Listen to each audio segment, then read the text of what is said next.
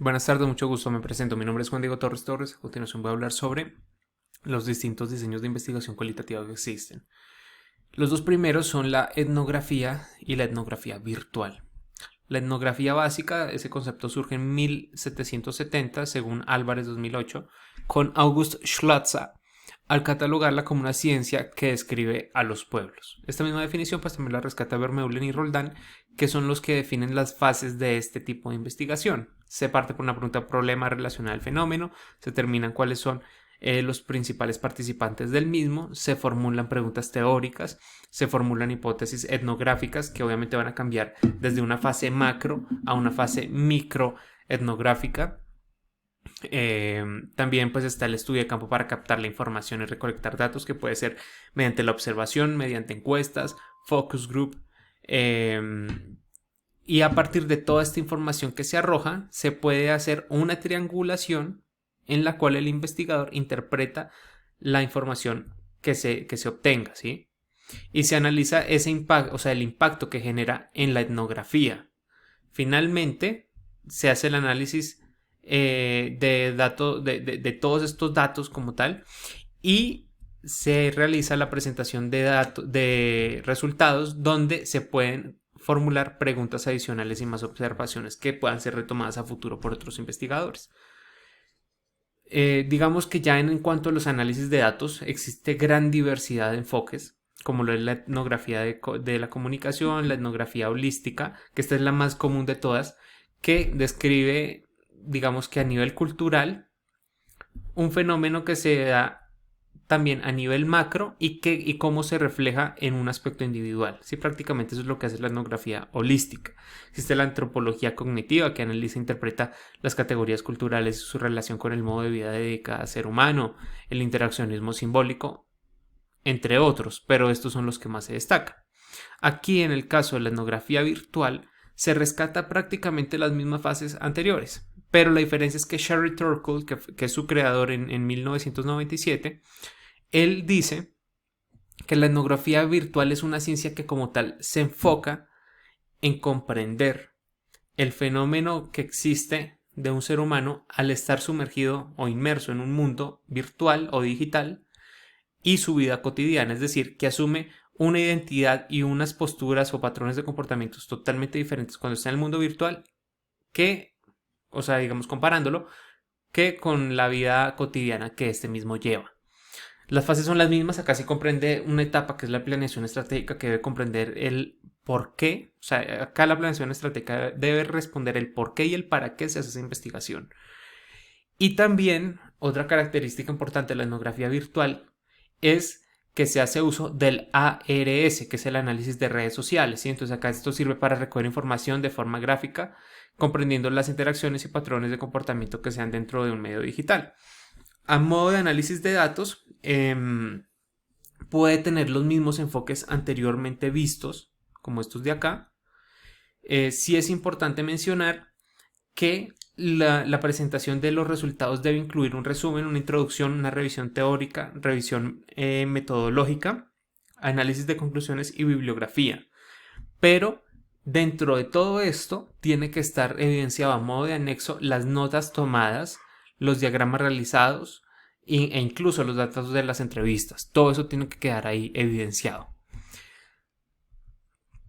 El siguiente es el estudio de caso que se surgió a finales del siglo XIX en Harvard, aplicado más que todo a programas, digamos, de derecho, donde los estudiantes tenían que desarrollar habilidades a partir de casos hipotéticamente reales, ¿sí?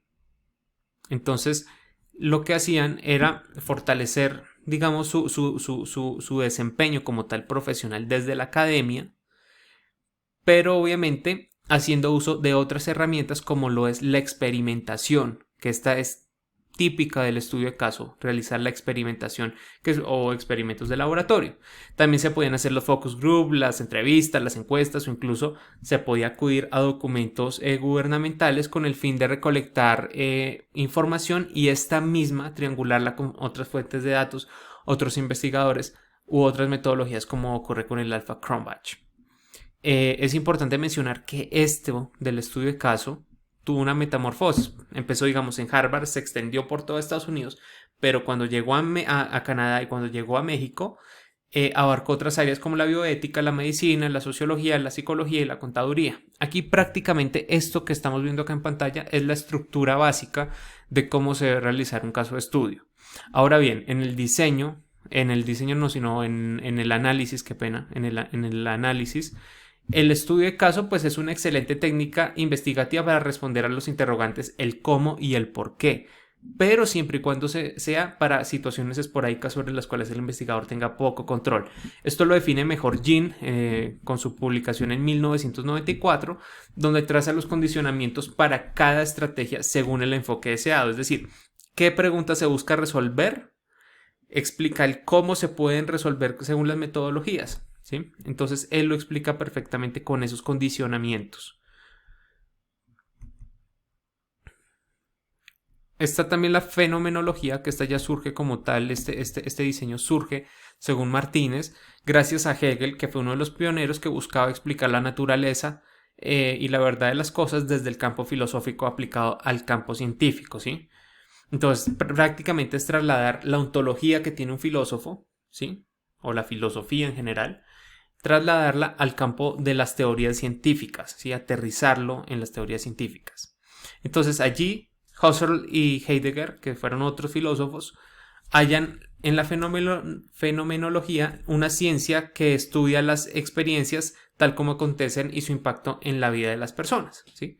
Prácticamente en eso se resume lo que es la fenomenología, pero comprende dos etapas en cuanto a su diseño: la etapa descriptiva y la etapa estructural. En cuanto a la etapa descriptiva, pues se determinan los métodos de recolección de datos, que los más destacados son la encuesta o cuestionario, la entrevista coloquial, es decir, que ahí se realizan, digamos, no se sigue un protocolo, es más libre el tipo de diálogo y esto arroja datos muy diferentes, ¿sí? Porque, digamos, se contempla la singularidad del individuo. También está la observación directa del investigador e incluso está el autorreportaje, ¿sí? Que es segmentar el objeto de estudio por categorías independientes, formulando preguntas singulares y puntuales, integrando sus respuestas a un todo. Ya después de haber tenido esto, digamos, la información, ¿sí? Que se tiene toda esta información detallada, los datos, la recolección de datos, digamos que la etapa descriptiva culmina al integrar todo esto, ¿sí? Pero el investigador no puede dar su punto de vista, es decir, no puede brindar una visión sesgada, no puede brindar una opinión personal, no puede distorsionar, digamos, el objeto de estudio, porque como tal él tiene que mostrar ese panorama, pero no lo puede distorsionar, tiene que ser bastante imparcial con esas evidencias que ha hallado. Ya después está la etapa estructural, que entonces acá ya sí se comprende pues que la revisión descriptiva de los protocolos, delimitar las unidades de temáticas naturales, determinar el tema central de cada unidad temática, explicar con lenguaje científico, importante, el tema central y los detalles que le rodean, unificar todos los temas centrales, reintegrar las estructuras particulares en una general y la entrevista final con los agentes implicados en el estudio, ¿sí? Esto es como lo básico.